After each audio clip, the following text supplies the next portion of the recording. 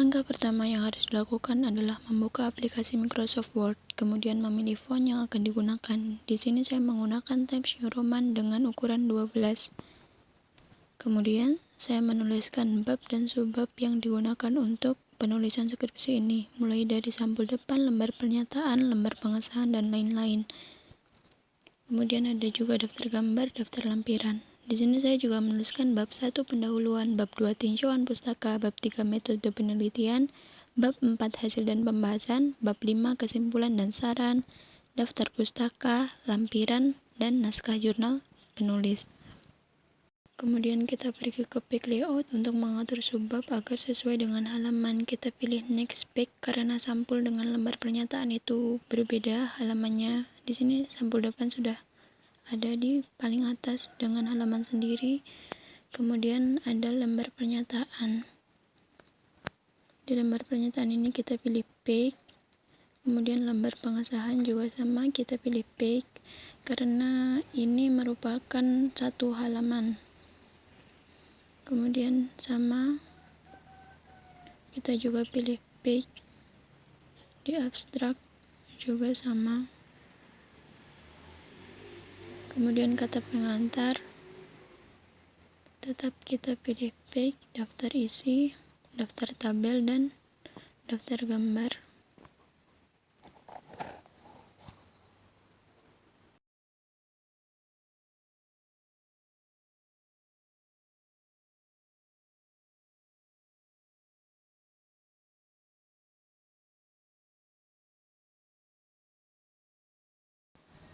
Hingga pada naskah jurnal penulis. Ini adalah terakhir.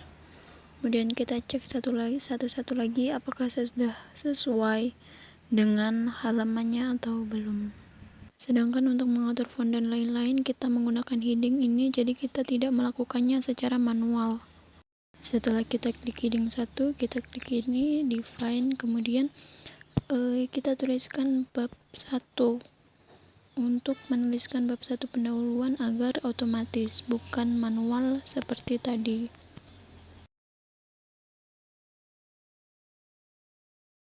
Kemudian kita klik heading 1, modify agar tulisan bab 1 pendahuluan berada di tengah. Seperti ini, kita cek kembali. Nah, sudah sama antara bab 1 sampai bab 3.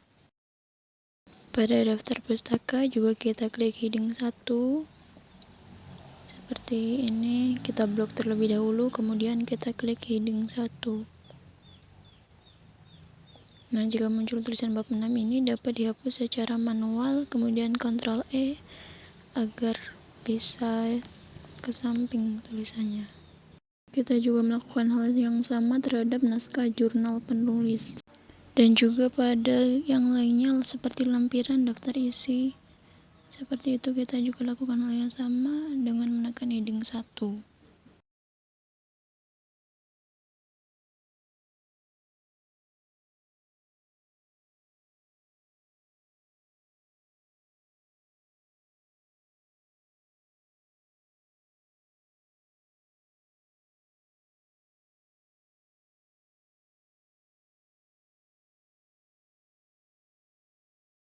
Setelah semuanya selesai, kita bisa mengecek di sini apakah ada yang berbeda atau ada yang salah.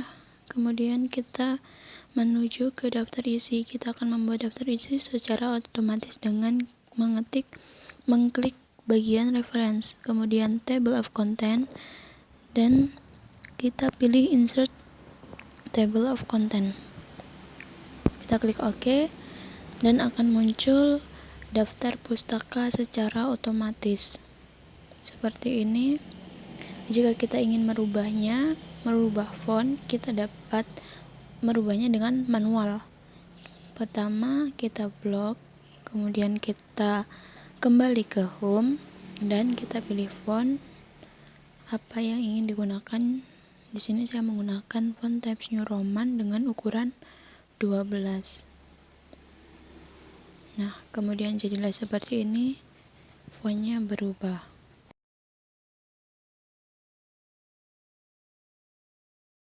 Kemudian kita menginjak ke bab 1 pendahuluan. Jadi di sini ketika kita akan menuliskan latar menuliskan subbab seperti latar belakang, kita pilih yang normal, jangan pilih heading 1, karena jika kita memilih heading 1, maka yang ada akan bab 2 latar belakang. Kemudian kita tulis latar belakang permasalahan, rumusan masalah, hipotesis, tujuan penelitian, dan lain-lain.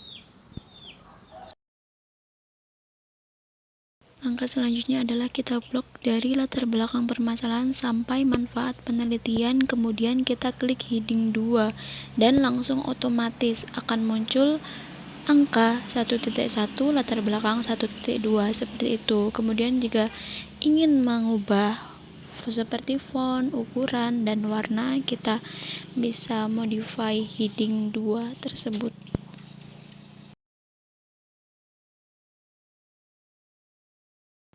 Selanjutnya kita menginjak ke bab 2 tinjauan pustaka. Di sini saya menuliskan dari teori 1 sampai teori 5. Langkahnya juga sama, yaitu di blok kemudian dipilih heading 2 dan langsung otomatis muncul penomoran. Di sini kita kembali lagi ke bab 1 pendahuluan dan kita coba memberi isi. Ini isinya aku ngasal kopas dari beberapa dokumen sebelumnya. Nah, seperti ini. Setelah itu kita buat style baru.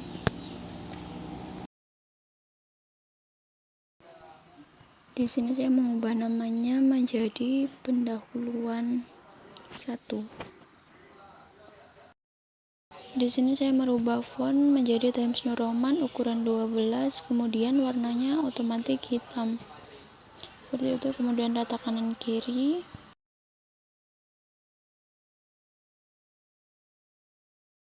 Kemudian ini stylenya juga diubah menjadi pendahuluan. Kemudian jika ingin mengatur jarak antara subbab dengan isi, kita bisa ke format, kemudian paragraf. Setelah itu ada pilihan after, kita pilih 6 pt.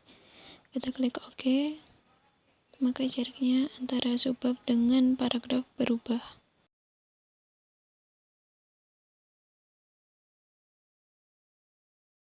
Sama seperti bab 1 tadi, bab 2 berisi subbabnya adalah teori. Kemudian saya mengisi ini, saya pastenya ngasal ya.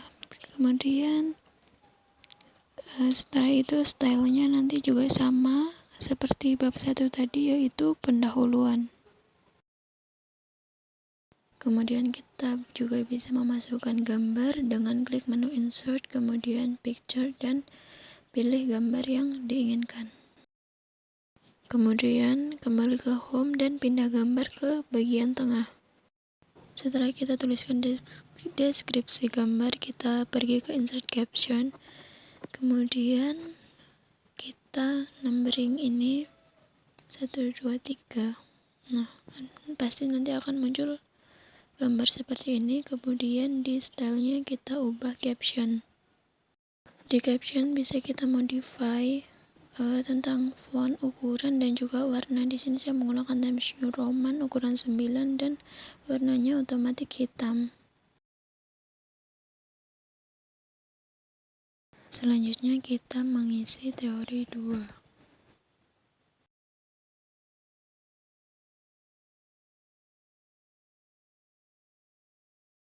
Kemudian kembali dimasukkan gambar seperti tadi, cara penamaan dan penomorannya.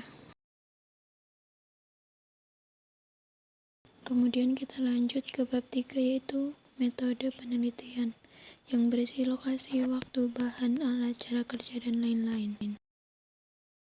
Sama seperti tadi, subbabnya dimasukkan ke heading 2, jadi otomatis langsung 3.1. Setelah itu isinya kita masukkan ke pendahuluan, style pendahuluan.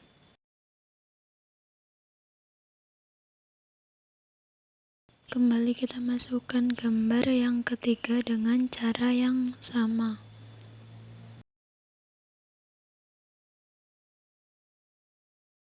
Kemudian di bab 4 ini ada hasil dan pembahasan.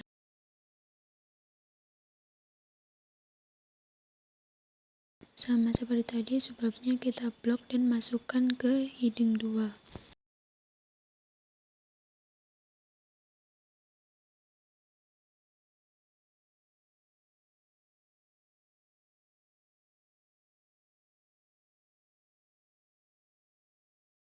Kemudian ada bab 5, di sini ada kesimpulan dan juga saran.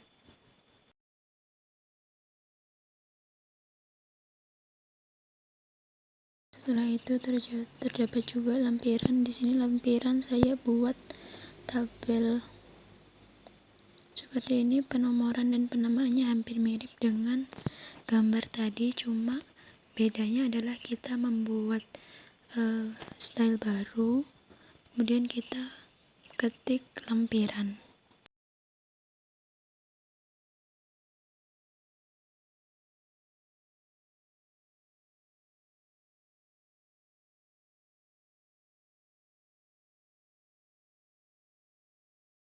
Saat membuat daftar lampiran, kita pergi ke reference, kemudian kita klik table of figure, kemudian kita atur font dan ukuran hurufnya. Cara membuat daftar gambar tadi juga sama, caranya seperti lampiran, cuma kita memilih caption, labelnya adalah gambar.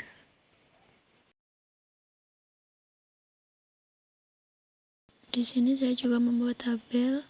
Cara penomoran dan penamaannya sama seperti gambar dan juga lampiran tadi.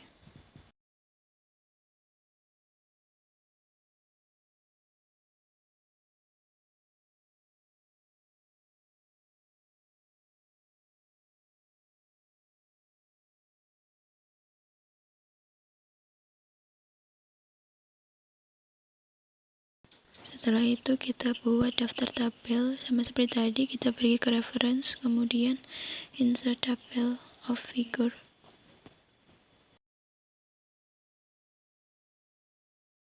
Kemudian kita pergi ke naskah jurnal penulis yang berisi judul, nama penyusun, dan juga nama pembimbing skripsi dan lain-lain.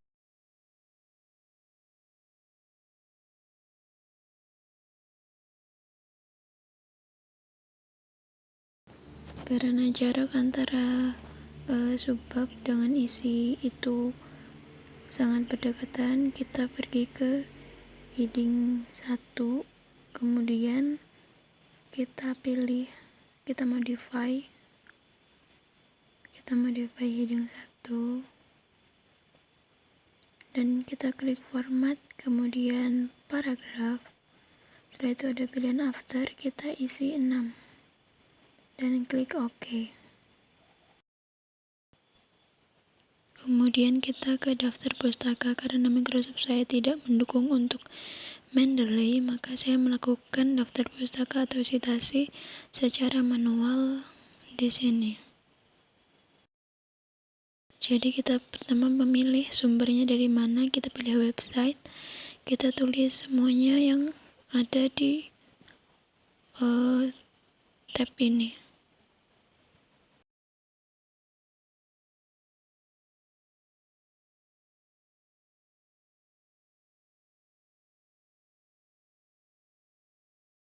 Setelah semuanya terisi, kita klik bibliografi dan pilihan yang paling atas. Kemudian akan muncul daftar pustaka yang telah kita tuliskan tadi. Kemudian kita mulai mengisi sampul depan dan lembar-lembar lain dengan menggunakan heading 1 dan isinya menggunakan style pendahuluan. Setelah semuanya terisi, kita pergi ke insert, kemudian page number, dan kita isi halaman. Di sini karena di buku panduan saya antara sampul dengan daftar isi itu satu halaman, maka saya halaman satunya dari sampul, yaitu menggunakan angka Romawi.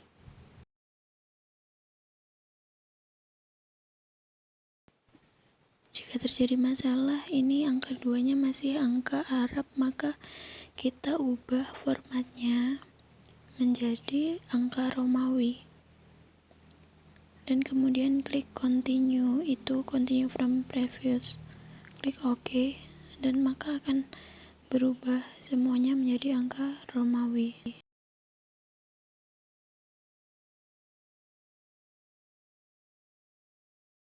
Di sini bab 1 pendahuluan harusnya halaman 1 tetapi tertulis halaman 12.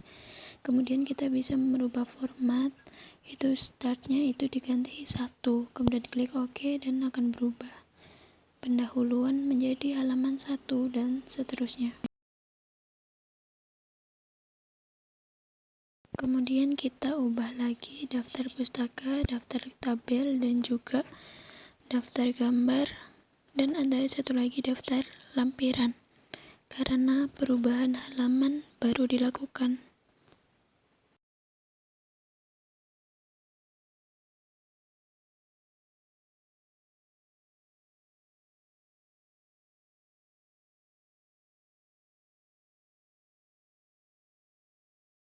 Kemudian kita ubah sampul depan ini dan subbab lain menjadi heading 1. Memang sudah heading 1 tetapi masih terdapat di pinggir. Kemudian kita klik heading 1 dan kita pindahkan ke tengah sampai akhir.